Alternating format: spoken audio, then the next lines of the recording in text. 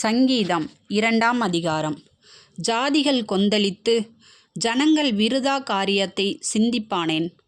கர்த்தருக்கு விரோதமாகவும் அவர் அபிஷேகம் பண்ணினவருக்கு விரோதமாகவும் பூமியின் ராஜாக்கள் எழும்பி நின்று அதிகாரிகள் ஏகமாய் ஆலோசனை பண்ணி அவர்கள் கட்டுகளை அறுத்து அவர்கள் கயிறுகளை நம்மை விட்டு எரிந்து போடுவோம் என்கிறார்கள்.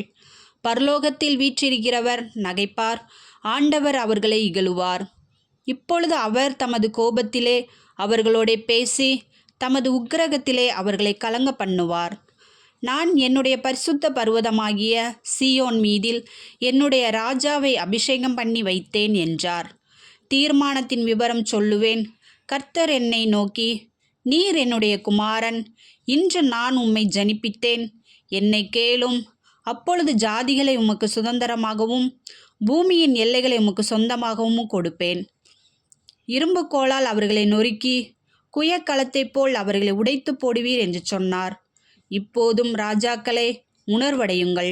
பூமியின் நியாயாதிபதிகளே, எச்சரிக்கையாயிருங்கள்.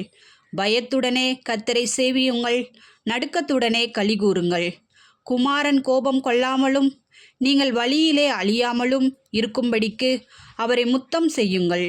கொஞ்ச காலத்திலே அவருடைய கோபம் பற்றி எரியும். அவரை அண்டிக் கொள்கிற யாவரும் பாக்கியவான்கள். ஆமேன்.